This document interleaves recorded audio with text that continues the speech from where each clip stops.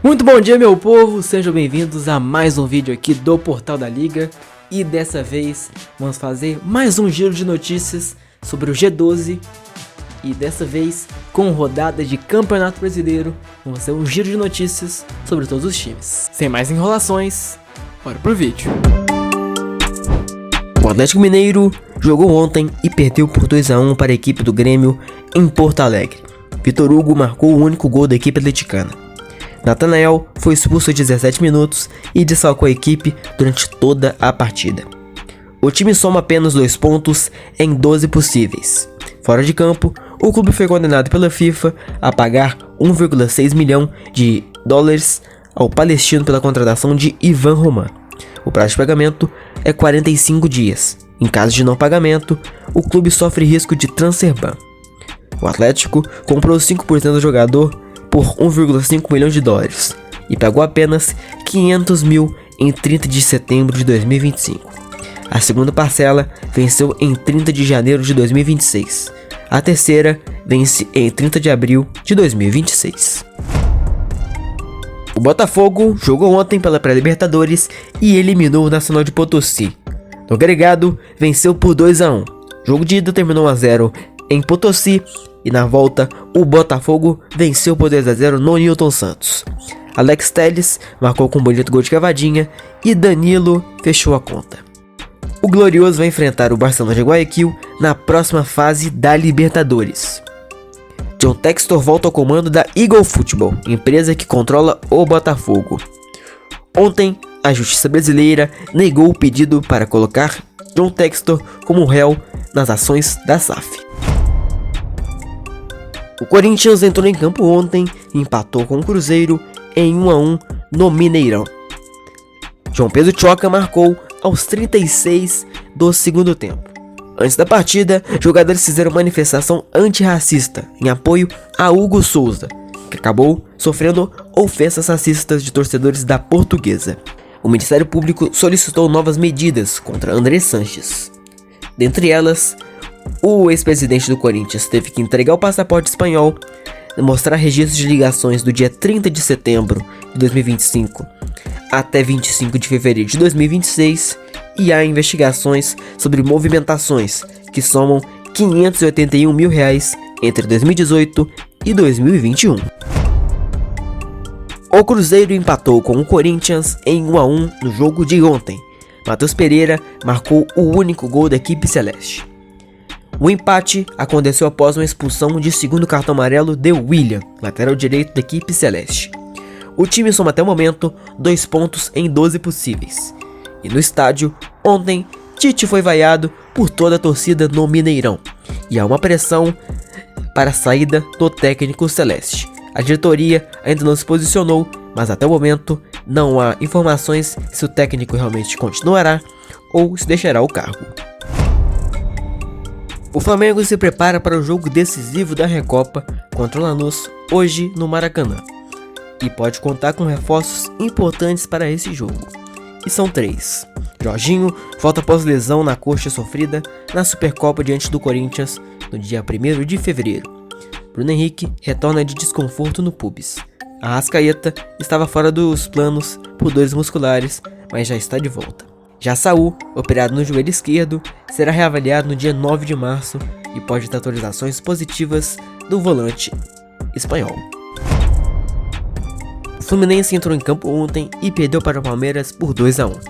Lúcio Acosta marcou o gol da equipe do Fluminense.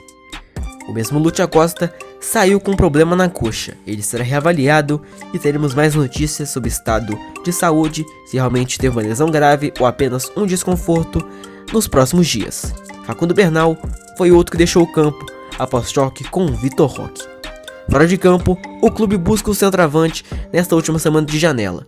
E, no jogo passado, teve até mesmo que improvisar um jogador por não ter atacantes de origem. O Grêmio entrou em campo ontem e venceu a equipe do Galo por 2-1. Noriega e Marlon marcaram para a equipe gremista. Com isso, o Grêmio alcança sua segunda vitória e chega a 6 pontos no Campeonato Brasileiro. Ontem saiu a rescisão de contrato de Gustavo Cuéllar, que jogou apenas 29 jogos com a equipe gremista. Cristaldo negocia a saída, porém o nome do clube ainda é mantido em sigilo.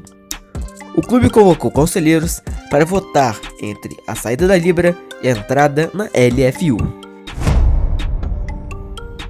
O Internacional entrou em campo ontem e empatou com o Remo em 1-1 no Mangueirão. Alan Patrick marcou o gol colorado. E Rocher falhou no gol da equipe do Remo e por isso o Inter segue sem vencer no Campeonato Brasileiro. Fora de campo, o clube enfrenta dívida judicial com o empresário Delcir Sonda, que ajudou a equipe a trazer D'Alessandro em 2008. A dívida pode chegar em até 60 milhões de reais, com execução imediata de cerca de 34 milhões. O Palmeiras jogou ontem e dentro de casa venceu o Fluminense por 2-1. Vitor Roque e Alan marcaram para a equipe palmeirense. E agora, o Palmeiras é líder do Campeonato Brasileiro com 10 pontos. Abel Ferreira, no jogo contra o Flu, foi expulso e desfalca a equipe na próxima rodada. O Allianz Parque está com 95% do gramado já instalado.